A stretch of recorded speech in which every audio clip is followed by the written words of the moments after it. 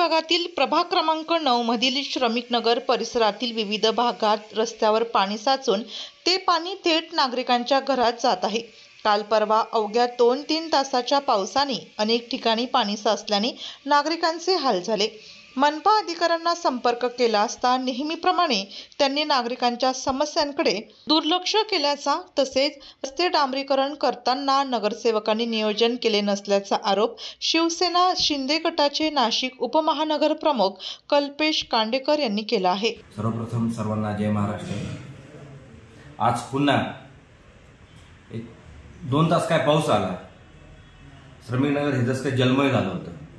आज वारंवार प्रशासनाला विनंती करतोय, प्रशासनाला अर्ज देऊन झाले आणि कोल्हे साहेबांना पण 2-3 वेळेस या गोष्टी संदर्भात भेटून झालेला आहे। त्यांना फोन केल्यानंतर त्यांना जनसामान्य प्रश्नाचं काही पडलेलंच नाहीये। जसं काय प्रशासकीय म्हणजे त्यांची स्वतःची राजवट चालू झालेली असं ते कोल्हे साहेब वागू राहिले आणि कोल्हे साहेबांनी हा विचार केला पाहिजे की आपण सर्वसामान्य जनतेसाठी बसलेलो आहोत, आपण कोणत्याही राजकीय व्यक्तीसाठी बसलेलो नाहीये आणि आम्ही त्यांच्याकडे कोणतेही काम न घेऊन जातो, त्यांच्याकडे हद्दीत असणारे कामं ते त्यांच्याकडे घेऊन जातो। तसाच काहीसा प्रकार काल परत एकदा घडला। काल आमच्या प्रभागामध्ये पाऊस बऱ्यापैकी चांगला पाऊस झाला। 2 ते 3 तासांमध्ये हिंदी शाळेसमोरील विष्णुनगर येथे लोकांच्या घरामध्ये पाणी जात होतं। ड्रेन जे चेंबर्स असतात, चेंबर ओव्हरफ्लो झाल्यामुळे लोकांच्या परत टॉयलेटमधून पाणी बाहेर घरामध्ये आलेले आहे।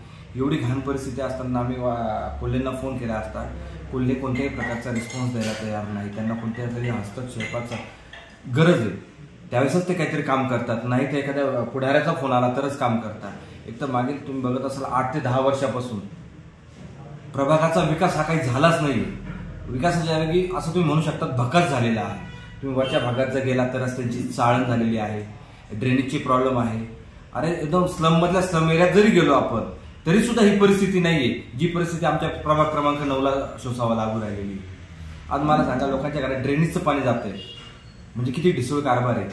वारंवार सांगून सुद्धा कोणतंही काम होत नाही। नगरसेवक याच्यात लक्ष घालत नाही। आता नगरसेवकांना बोलण्याचा अधिकार नाही कारण ते राहिलेच नाही।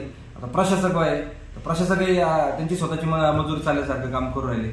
याला कुठेतरी काहीतरी आळा बसला पाहिजे आणि याचा काहीतरी मार्ग निघाला पाहिजे। याच्यासाठी आम्ही लवकरच मान्य शिक्षण मंत्री दादा भुसे साहेबांची भेट घेऊन सातपूरचे जे आहेत कोल्हे वगैरे किंवा नाशिकचे जे आयुक्त मॅडम आहेत त्यांना खत्री मॅडमांना भेटून याच्यावर काहीतरी तोडगा काढण्यासाठी आम्ही लावणार आहोत। श्रमिक नगर भागातील निधी जर माहितीच्या अधिकारिकाला टाकलं तर तुम्हाला समजेल का 70% हा निधी दुसऱ्या भागात वापरला गेलेला आहे आणि श्रमिक नगरला हे भकासच ठेवलेले आहे आणि हे करण्याचं काम मोठं श्रेयाचं काम हे आपल्या इथल्या स्थानिक नगरसेवकांनीच केलेलं आहे। तसेच मागील 5 वर्ष जे नगरसेवक होते त्यांनी फक्त निधी काढण्याच्या नादामध्ये रस्त्यावर फक्त डांबराच्या चादरी ओढलेल्या आहेत। त्याच्यामुळे चादरी एवढ्या ओढल्या गेल्या आहेत डांबराच्या की लोकांची घरं झाली खाली, रस्ते झाले वरती।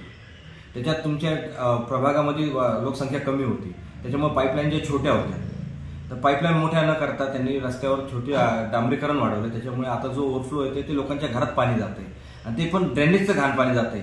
आता ह्याच्यात सर्वसामान्य जनतेने काय करायचं, तुमचे टॅक्स तर भरायचे, इन्कम टॅक्स भरा, घरपट्टी भरा, पाणीपट्टी भरा आणि त्रास सर्वसामान्य जनतेने सहन करा आणि मला कोण खाणार। म्हणजे याचा कुठेतरी सगळ्या गोष्टींचा विचार केला पाहिजे आणि ज्यांनी काही केलेलं आहे त्यांच्यावर इतसर कारवाई झाली पाहिजे। मी तर या मताशी सहमत आहे। पावसाळ्याच्या प्रारंभीच नागरिकांना विविध समस्यांना तोंड द्यावे लागत असल्याने मनपा प्रशासन याकडे गांभीर्याने लक्ष देणार का याकडे सर्वांचे लक्ष लागले आहे।